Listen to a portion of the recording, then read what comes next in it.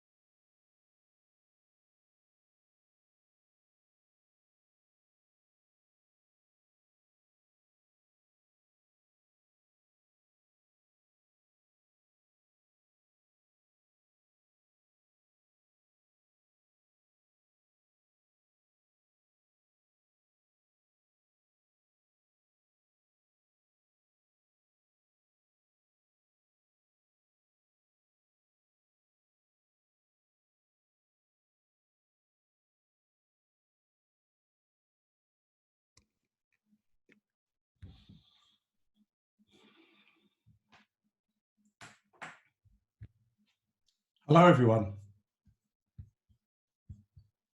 Hi, Paul. Hi, Paul. How you doing? Good, perfect. Thank you for coming. Thank you My pleasure. My pleasure. For your support. Yep. So welcome back. Welcome back to Romania. How are you? I'm good. How are things in Romania? Can you give me maybe an update of what's going on? Are you on lockdown, partial lockdown? What's going on? Yeah, we are locked down, let's say partially, but it's the restrictions are, let's say, strict.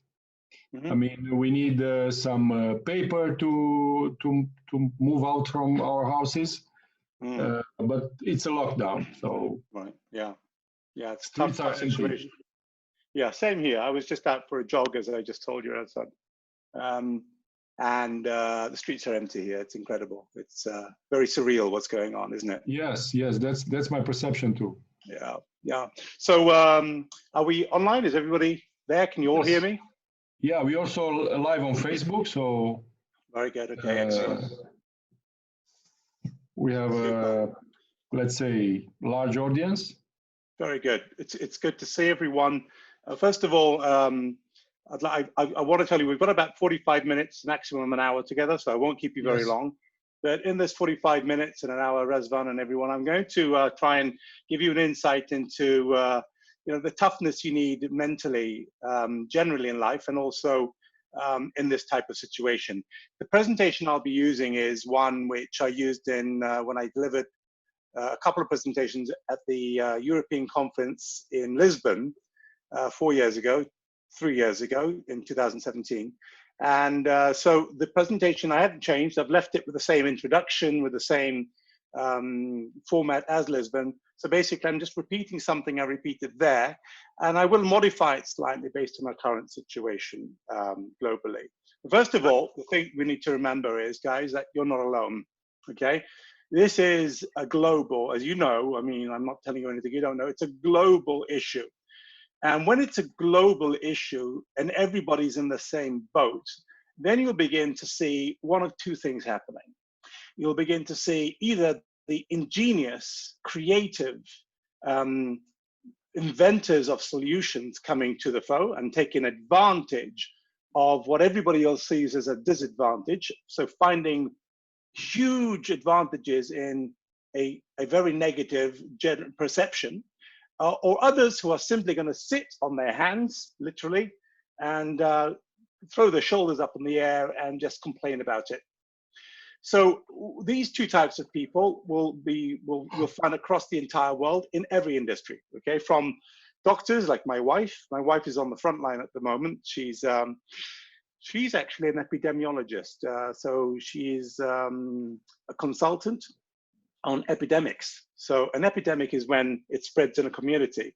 The pandemic is an epidemic that is global. So she is on the strategy team at the moment. So I don't see my wife that often these days. She's just constantly working.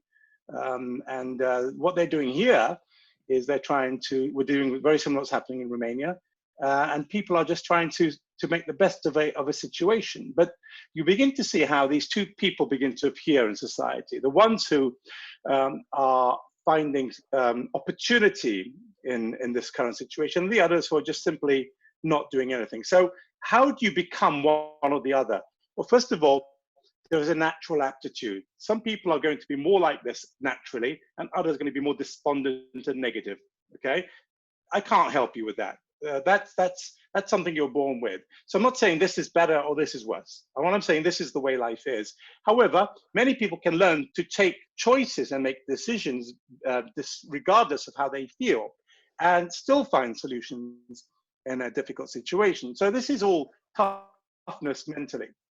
To help you with this, what I'm going to do is sort of use this presentation based upon this backdrop of inventiveness. So I'm seeing this happening with my wife and her team here in Malta, where they're coming up with new, creative, lateral ways of looking at problems to try and find easier solutions, quicker solutions, or solutions to problems which they hadn't thought about. So when you start thinking differently in an environment like this, all of a sudden, if you train yourself to think like this, always looking for opportunities, you will see an opportunity.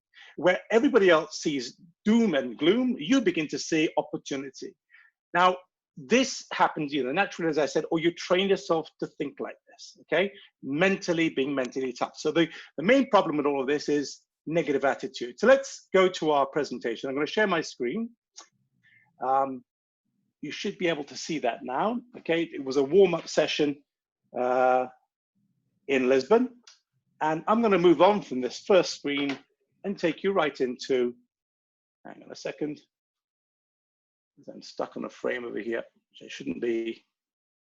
There we go, into the next frame. So this is going to be a journey into the mindset of top agents, but I'm going to modify it slightly, okay? Now, what does it take to be a winner when everybody else is average? So toughness is basically affected by three things, or mental toughness. We all have the same, we all grapple with the same issue here, okay? How you feel and what you do and what you think are all connected. They're a machinery. When we begin to think or act when we begin to feel or think negatively, we begin to affect everything. So nobody likes this negativity.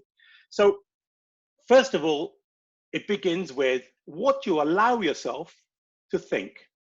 So if you allow yourself to think negatively by inputting negative thoughts, so let me give you a very simple example. You cannot turn on the TV at the moment without hearing that bloody word, coronavirus or COVID-19. Everywhere you turn, newspapers, all the media, that's all you're hearing. So you don't need to be very wise to realize that is just not healthy at all. It's necessary to inform people, absolutely. But if you start to think negatively because you allow negative thoughts into your head, and you begin to allow yourself to filter only negative information, and you filter out news or good news for bad news, you'll end up eventually feeling negative. Now, the choice of thinking negative, it's easier to choose not to think negative than to all of a sudden begin to feel negative. But you begin to feel negative because of what you're thinking.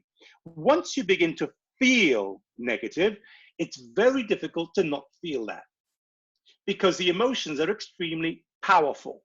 So as a result, when you're allowing yourself to think negative thoughts like something negative like, I'm going to lose my job, I can't pay my car, my daughter won't be able to go on holiday next year, I'm going to lose this, I can't afford that, this is a disaster. If you allow yourself to think negative, you'll begin to feel exactly like you tell yourself to feel, because this is, the thinking is the reason or rational part of the brain, the cortex. Reason and ration are the cortex part of the brain. When you allow yourself to just think negative, it then goes deeper into your brain, into the limbic system of your brain, and begins to affect how you actually feel. Now, it doesn't stop there. It gets more complicated. From here, it then goes deeper and begins to affect what you do. So it doesn't take much rocket science to understand that what you think will affect what you feel, and then will affect what you do. So here's an example. You wake up in the morning and you think, I hate this situation. I don't think it's going to make any difference if I get out of bed. Life is impossible. This is a disaster. You begin to feel, you're still in bed, you begin to feel negative. You don't feel like doing anything. So what you do, so you don't get out of bed, or you get out late. You begin to feel more and more negative. As a result, it begins to affect what you think and how you feel. So basically, it moves into this negativity cycle. So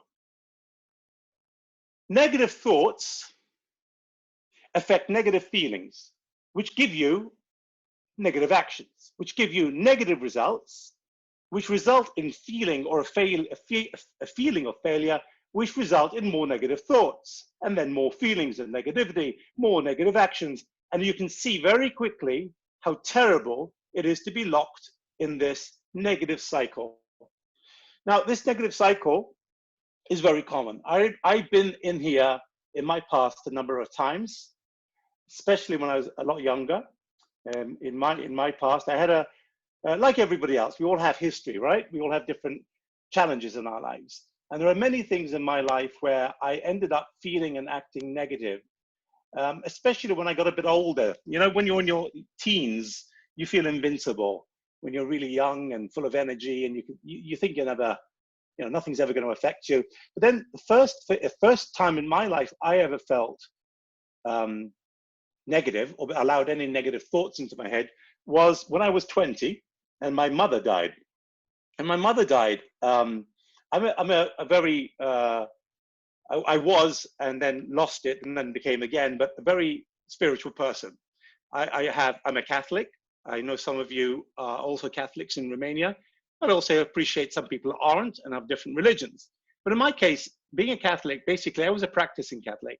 It meant basically that my life was trying to do good. Otherwise, I'm not a good person. A good person does not simply not do any wrong. A good person goes out and does good. It's an action. So I tried to live that way. I tried to remain charitable, loving, close to God. But I couldn't understand why this God, who's supposed to have loved me, took my mum. Well, why my mum? And quite literally, this is going to shock some of you. My first thought when this was happening and my mum was dying, she had a brain tumor. My father used to work in the desert, in the Libyan desert, as a doctor. He was in the Royal Air Force, my father, so in the military, as a doctor, squadron leader, a doctor used to test the test pilots. And then eventually he became a civilian and joined an oil company in Libya. So he was always away for like 6, 8 weeks at a go. And we were basically brought up by my mum. Whenever my dad came home, he was often very negative, very depressed. and it used to affect us, and not a nice person to be around. So I'm thinking, why did you take my mum? I'm telling God, why my mum? I'm allowing these negative thoughts into my head, yeah? So why my mum and not my dad? That's a terrible thing to say, okay? But that's how I was thinking. Can you imagine how negative this was, yeah? And then obviously my mum passed away. This continued. I began to feel very negative. I didn't do anything positive. I took negative action. So I got myself involved in all sorts of rubbish, yeah? From drugs, alcohol, just a really bad lifestyle. I'm trying to kill, what am I trying to kill with all of these negative actions? These negative feelings, because they're not nice, but they began here with allowing myself negative thoughts. Now, you would say, well, Paul, it wasn't your fault. Things happened to you. That's true. Okay, it's true. I was young. My mother died. I took it really badly, but I still had a choice to choose to think negative or not. And I didn't know that at that time. I thought that's it. You know, so negative thoughts, negative feelings, negative actions, negative results. Negative results, basically, got in all sorts of trouble. I don't need to go into details, but basically resulting in a feeling of failure, not doing anything in my life, and then more negative thoughts, more negative feelings. And this is the story of all of us, guys, until eventually I had to break this cycle. It's not easy when, you know, you already have issues. I remember when I was very young at school, I was the school idiot. And the reason why I was told I was the school idiot is because though I was in the same classes as everybody else, I just couldn't understand tests or exams. I couldn't write as well as everybody else. Though I understood it in my head, I couldn't put it into writing. I found it difficult to express. In those days, I just simply thought I was mentally challenged, literally. I was told, my parents were told, you should put your kids into a trade school. A trade school is where you can learn how to do carpentry or pottery or art. So at least we'll have a skill and we'll get some kind of a job in the future. But I knew I wasn't stupid. So my mind is, all my teachers are telling me, you're stupid, negative thoughts. You're an idiot. You're no good and you're not good enough. All your friends are really good and you're not. And I'm beginning to feel negative. And then eventually what happens, I stop studying. I begin to believe this, which gives me bad results in my exams, feeling of failure, negative thoughts, I'm no good at this, resulting in better negative feelings. Again, I don't study. What's the point? I'm no good. I can't get it. And as a result, I'm stuck in this. Later on, we found out the reason why I was like that is because I had dyslexia. So dyslexia basically was in those days misunderstood, and people with dyslexia were basically stupid. Today, there's a lot of help in schools, thank God for this. And kids with dyslexia do very, very well, as exceptionally well in certain cases. And one of the reasons why I think I excelled in my life is because eventually at some point I broke this cycle.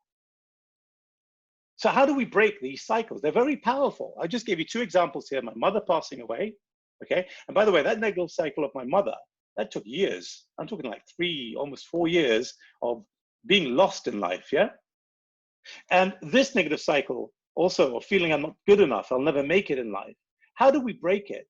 Well, I was very fortunate that I met a very intelligent, wise person who was like my first coach. And he really helped me a lot with understanding something which basically gave me control. So I need to break this cycle, right? Let's say you're in a situation at the moment, you're getting up late, so you don't feel like working, so you're not following up your customers, which you should be doing at the moment. You should be phoning everyone, talking to all your customers. As a result, you're not taking this action, you're getting no results, you're feeling like you're failing or you are failing. So you begin to allow yourself to think negative and all the rest. How do we break it? We have to break it by doing one thing. And we go here. See this here? Negative actions. We have to hit it here. So how do we do it? Let me show you how. Basically, it's the hardest thing in the world, but we've got to do this. Take positive action. It's pointless trying to feel, excuse me, let's go back. It's pointless trying to feel, okay, positive.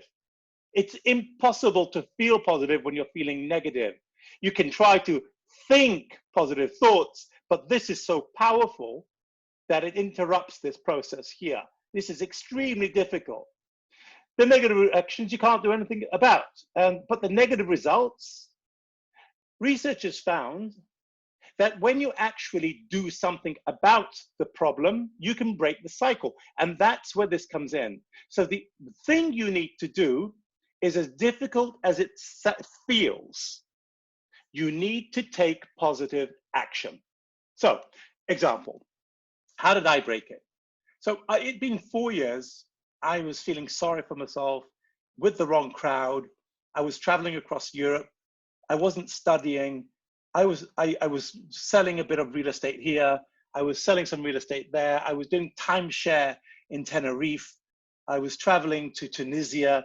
I mean, I was floating around, okay, completely lost, doing a bit of work and then sort of taking it easy for the summer, not working at all. Till eventually I said, look, I need to do something. I can't go on like this. I need to take positive action. Well, I discovered this positive action because I met this person, a guy called Michael. He was American. And Michael basically explained to me that I had control, because my whole thing was, I don't have control. This is my life. That's it. It's done. My life's shit. And I'm going nowhere. But it wasn't true. And he was right. He explained to me that what you need to do, Paul, is take action and keep on doing this. Ignore the feelings, even if they're really strong, and just do it anyway. So if you're not getting up in the morning because you don't feel like, because you've been thinking negative, you get up anyway. As hard as it feels and completely unnatural, because you just don't feel like, you do it anyway. And that is the hard part. Just doing this when you don't feel like, because when you start to take positive action and you keep on acting, what happens is you begin to attain, so you begin to feel now that you're in control. When you take action, you begin to feel, hang on a minute, this isn't so bad. I have some control. Apart from being slightly distracted from your negative thoughts, it's making you feel like you have control, which makes you feel positive. As a result, you begin to think positive, and then you get positive results if you keep on taking the action. And now you've created a positive mental cycle. And this over here, ladies and gentlemen, is how the best in the world do it. The difference is they do it more often than most of us. They suffer setbacks. They have failures and negative thoughts. They begin to feel negative just like everybody else, and they're challenged just like you and like me. But the best of the best in the world know how to get off their butts quicker, and they always take action, even and especially when they don't feel like. So those 5 phone calls a day is enough sometimes for you to feel that at least you're doing something. You're not just sitting at home watching TV and wondering when we'll get over this frigging crisis. Basically taking action could mean researching, learning. Remax Romania, you've got my e-learning courses. So your job would be to start e-learning, to go online and start learning more. So try TEDx. You'd be amazed on YouTube how many amazingly informative and educational videos there are on TEDx, which will really help you in your career, in your family, with your kids. So you've got to take the positive action. You can't just sit there feeling sorry for yourself, because nobody will be with you. You see, people who feel sorry for themselves often have what's called a pity party. And a pity party is a solitary party. Nobody cares, because people don't like negativity. Now, what I'm saying here is obviously very useful, but there are some exceptions you need to keep in mind. One of them is the fact that some people, okay, need chemical supplements. So they're on medication to help them feel and think positive. If you're in that type of situation, then you keep on taking your medication. This is not a substitute for medication, but it is like putting a turbocharger on a normal engine. So other people are just naturally negative. They find it very hard to think positive. Then you've got to watch what you say. You've got to be hyper aware of the language you're using, because even the language you use affects what you think. You've got to be very careful about what you allow yourself to listen to on TV, on the radio, in your own families, or what you read on social media. The more you take positive action, the more you're going to attain control, feel positive, think positive, get positive results, and then take more positive action. But this is a choice. moving on from this, I created a model here, which, by the way, has been used in in the 3 universities. As they give me credit. I'm very proud to have come up with something so simple, but not so profound. But I did come up with it, and the reason why I came up with this is because for many, many years, I tried hard, really hard, to explain to people what I had researched and read in my studies, as I developed myself into a specialized trainer through my diplomas, through my degrees. You come across all sorts of books and research in your life, okay? And being a person with dyslexia, it was extremely hard for me to learn. It still is today, okay? I'm blessed today, like most of you, because my type of condition, I learn best visually. So all of a sudden, when YouTube turned up, I was just over the moon, because now all of a sudden I can learn fast. Now there are audiobooks, for example. I need an audiobook to read, okay? Because for me, with my type of dyslexia, it's very difficult. So I go there. I don't give up. I don't say I've got dyslexia and that's it. I find a way. I have to, because I want to attain and feel a good feeling that I'm in control and feel peaceful, and then think positive, and then take positive action, which results in success, which spirals me. In my research, I came across all sorts of theories of motivation, and I read books on entrepreneurs, and I've watched videos like most of you have done. And I needed to explain to you what is presented usually in academic circles as a very complicated matter. But eventually, because of my dyslexia, which is very visual, I have to draw things. So when I drew what I understood motivation was when I was studying it, I came up with this model, and I had presented it in a thesis, and eventually I launched it in training, and now it's been used, as I said, widely, and also in 3 universities. Basically, it's very simple. This model over here is going to teach you how the top agent in the world does it and how the average agent doesn't. It's not easy, but you'll learn how they do it. Take the axis here, first of all. This is low and high success. So on this axis, the y-axis, we got success. Down here, low success, or low sales, low transactions. Up here, high transactions. Now, over here, okay, we've got your success. Your success is either going up or going down, based upon a magnet, which is the motivation magnet, which is at the mercy of success. So let's say I'm lucky and I close a deal, okay? My success goes up. My motivation magnet travels up with success. But if after a month I fail, or 2, I don't make a sale, my success goes down and it pulls the magnet down. So my motivation goes down when my success goes down. My motivation goes up when my success goes up. This is the story of 80, almost 90% of entrepreneurs and real estate agents.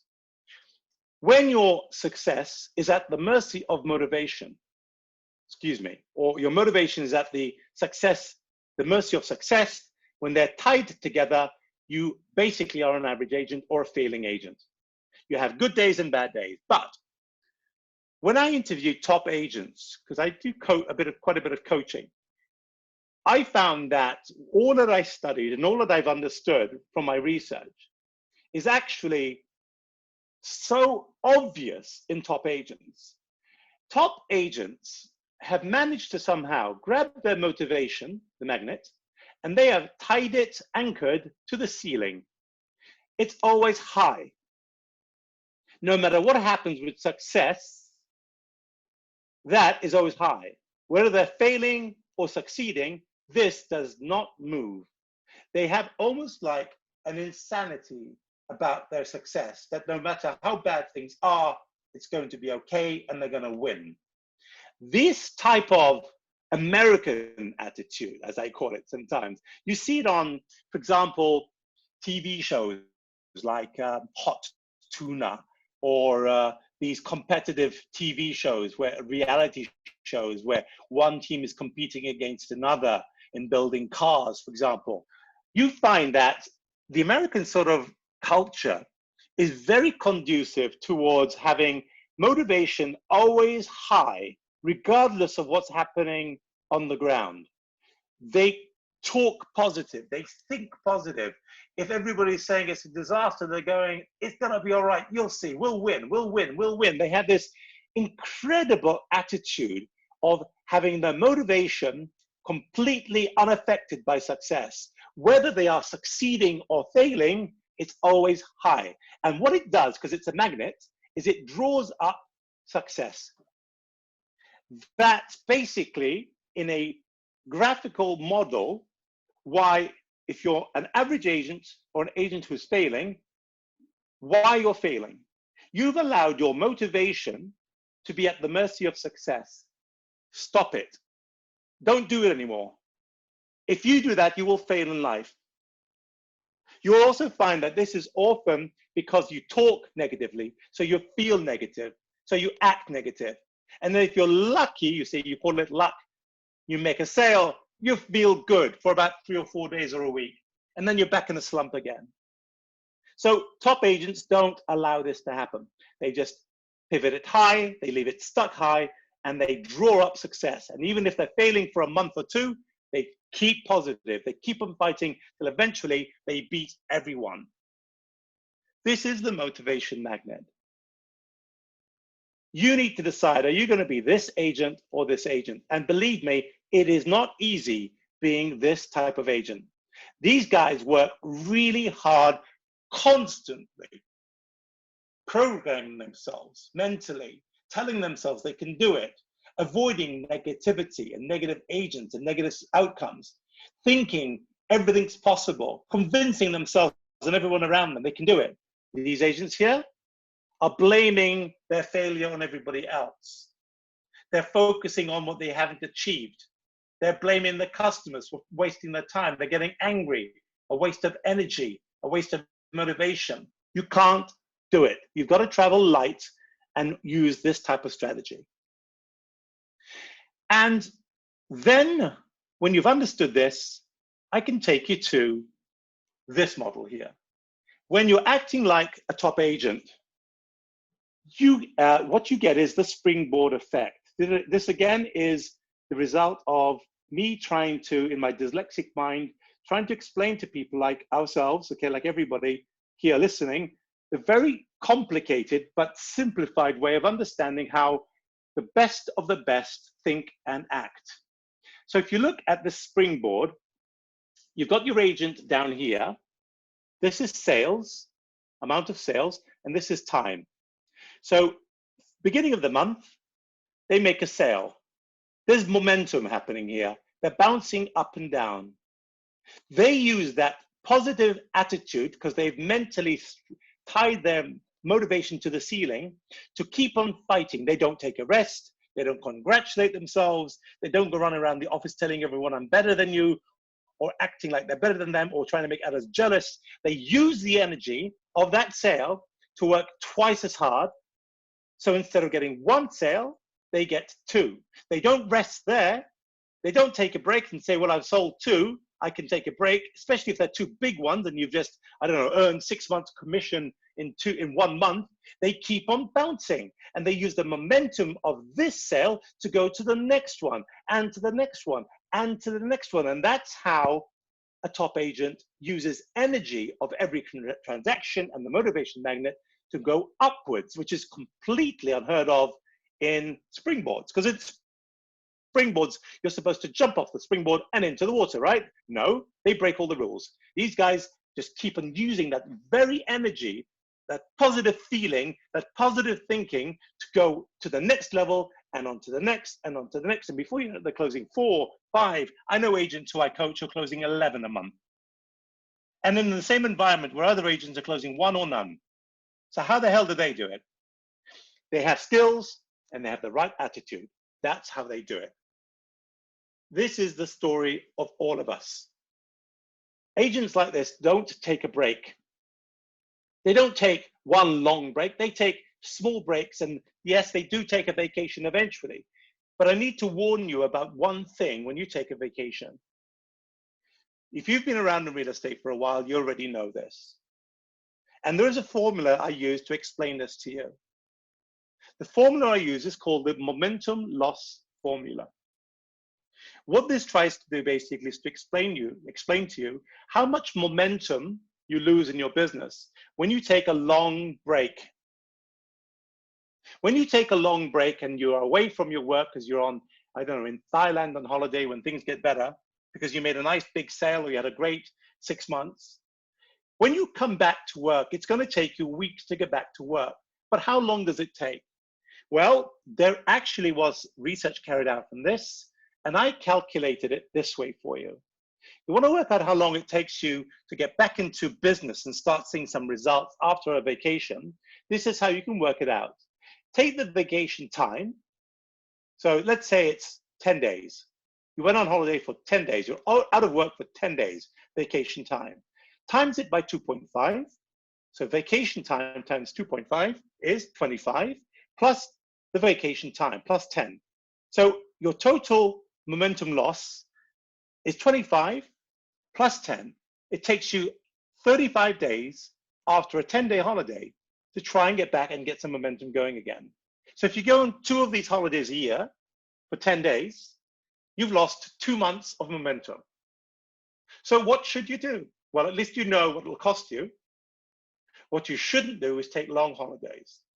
You should take short breaks every now and then. Yes, I agree. But if you're going to take long breaks, at least understand that it's going to cost you. Vacation time times 2.5 plus the total of vacation time equals how much momentum time you lose. It's not complicated.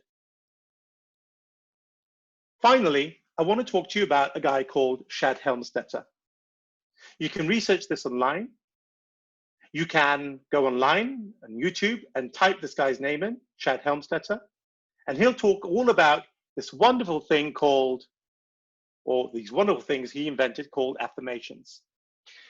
Shad Helmstetter wrote a book called What to Say When You Talk to Yourself many, many, many years ago. He's a PhD, he has a PhD in psychology. He's quite old now, quite active still, but quite old. He still does some sessions globally. He still travels a bit. And basically, Shad Helmstetter was a psychologist who was trying to lose weight in the 60s. Now, like everybody else, he said, I tried every diet out there, and there are probably 1,000 more since then in our day and age. But he said, I tried every diet, and every diet I would lose weight, but then I wouldn't keep it. So I'd lose weight, and then I'd put it on again. I'd lose weight and put it on again. He said, I can't understand why this happened to me. I'm a psychologist. What is happening in my brain? Why am I working so hard to lose weight for, say, 2, 3, 5, 6 months? I lose weight, I look great, and then I put it all back again in a month or 2. What was the reason for this? He accidentally came across this in his pursuit of losing weight one day when he was watching TV. He was watching a TV program, I think it was ABC on ABC News in America, and they had a team of journalists in the height of the Cold War who were allowed into a training camp in the Soviet Union. So this was because the Olympics were coming up, and there was this agreement between member states that they would allow TV crews to sort of like to promote the Olympics, to allow TV crews into certain training camps. And this particular TV crew was showing the athletes in Russia and the Soviet Union behind the Iron Curtain training. But he noticed something nobody else noticed. He noticed that every team or every individual sports person had their own coach, their own medic or team medic, but then they also had what they called a speaking coach. The speaking coach basically was a psychologist, and this psychologist just constantly spoke positive things into the heads of the athletes. So if the athlete said, I'm hurt, I can't do this, the speaking coach would say, yes, you can. You're incredible. You can jump harder. You're the fastest I've ever seen. Nobody can beat you. Shad Helmstetter thought there's something in this. He thought, why don't I try and become my own speaking coach?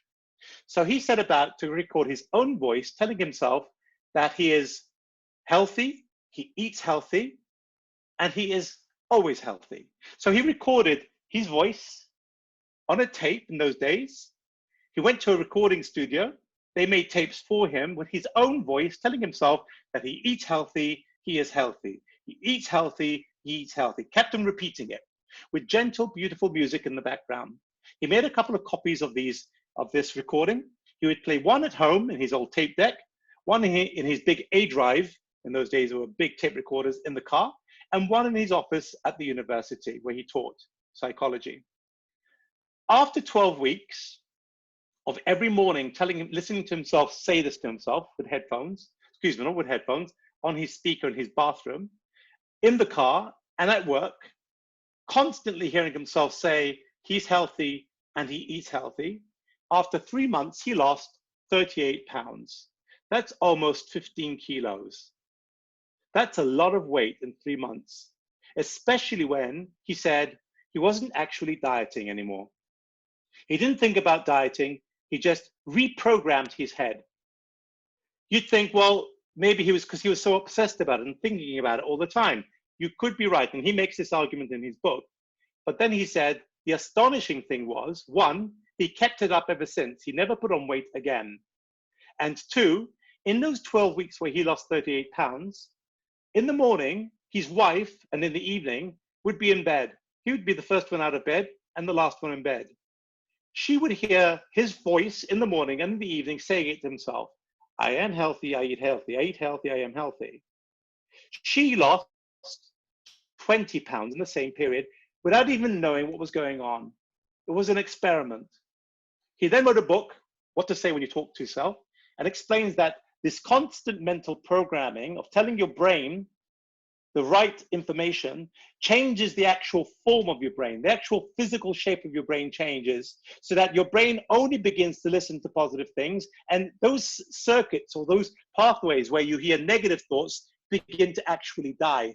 So all that's left are positive habits, positive eating habits, positive thinking habits, positive actions instead of negative actions. Positive thinking is achieved basically in about 3 months if you want to do this. So if you want to become better at something, better at drawing, better at creating something, then for 12 weeks, keep on repeating. Now today it's really easy for you to do. You can record on your smartphone and then you can play it to yourself on your MP3 players on your headphones and just program yourself. What it does basically, it actually changes the software of your brain. Your brain begins to rewire itself till eventually it only thinks that way. It's a bit like conditioning. The Soviet Union had learned a lot about this. You guys know a lot about the Soviet Union. They had learned to indoctrinate in a very similar way. Indoctrination was repetition, backed up by punishment. In this case over here, this is positive affirmations. You want this, it's not imposed upon you. So if you choose to do this to yourself, you actually begin to, in a sense, to use for want of another word, to brainwash yourself to become better at something, more positive, more creative, even faster. Even athletes today use it all the time. The very final thing I want to leave you with is basically my CPR message. I created this to help agents understand that when we talk about CPR, the usual CPR we talk about in first aid is when we try to resuscitate someone. You know, you breathe into their mouth and you compress the chest and check the circulation. That's circulatory pulmonary resuscitation. But the CPR, what I'm talking about, is not one that brings you back to life when you're unconscious. The CPR I'm proposing to you in this day and age of COVID is this. If you want to succeed in this environment, you've got to do these 3 things. Be consistent in everything you do. Get up early every day, even if you don't feel like. Do the right things every day, even if you don't feel like. For example, if you have children, get your children to brush their teeth every morning. They're forgetting to brush their teeth. Did you know that? You've seen it. They're not right because they've lost their routines. Get into routines, healthy routines. Make 5 phone calls a day to your sellers and your buyers. Because if you keep in rapport now, when this season breaks, you're going to be at the front of the race because your relationships are still intact. Resilience, so consistent, be consistent. Resilience. Resilience is when you fail, get up again. When you fail, get up again. And when you fail, get up again. When you're resilient, you can't be kept down. When you fail, don't take it personally. We all fail. Just get up fast. Be resilient. Start thinking positive. Take positive action. Get off your backside, basically. And then when times get tough, and it seems like a long road, persevere, don't stop. See the light at the end of the tunnel. Guys, this is going to stop eventually. What you do now is going to make you a hero when it stops, or a failure when it stops. This is where you take action. You improve your database. You call all your past sellers and buyers once every 2 weeks. Stay in touch with them. Ask them how they are. Don't try and sell. Don't try and hard sell people on the phone. Yeah, if they're interested, talk about it. But keep relationships. This is where you improve your skills and learn and train. This is where you build relationships with your family, with your loved ones. The stuff which you know you always wanted to do but didn't have the time to do. This is the time to do it. The time to clean that room which you always wanted to clean out. Take action. Be positive. Be consistent. Be resilient. And persevere. And that basically, ladies and gentlemen, is my presentation. I believe, thank you, President. I believe that we can all do this, okay? And we all fail. I'm a big failure. That's why I succeed.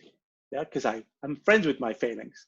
My failings are my stepping stones. Each failure for me and for you is a step higher. So Razvan, that's me. Well, what do you want to do? Do you want to open up for questions or have a discussion? It was a very powerful training, short and powerful, as we want it to be. And I don't know if somebody has questions, just open the mic and say it, or just put it on the chat. I don't know. There's something on the chat. We are shy, let's say. That's okay. This is actually quite normal on webinars, guys. So if you're feeling shy because your English isn't great, believe me, my Romanian is horrible. So no problem. I would say the only Romanian word I know, I can't remember at the moment, if it was morning, bună dimineața. Yeah? Bună dimineața, yes. Dimineața. But it's the afternoon, so good afternoon. So ask me, come on, if you have any questions or you want to pass a comment or share some experiences, then I'm here. I have a question. How do they do, the agents? How do they work in Malta those days? Well, at the moment, the big emphasis on what I told everybody, and that is, this is the time to build deep relationships with your sellers and with your buyers, because when the market changes, probably we're going to see a global depression until the economy picks up again. And some markets will basically go into a seller's market, into a buyer's market. Others will remain where they were at. Others will balance. But whatever the outcome is going to be, people who like you and trust you are 60% more likely to agree with you. But the problem is that many agents are now on sort of like hibernation, and they're afraid to even use their phones because they don't want to spend money. And those agents who act that way are going to fail. It's guaranteed, because those agents now who are going to succeed, which is what our agents are doing in Malta, are on the phone and they're face-to-face. They're doing FaceTime chats with people, just asking how they are. You know, they have questions about the market. They give them information. They just stay in touch, staying in touch. And that makes that we are now shining, because nobody else, no other real estate agency is doing it. So if your agency does it, then you're going to find that we're succeeding here, because in fact, we're even doing webinars a bit like what you guys are doing now, and we're helping all the other agencies on the island to think the same way.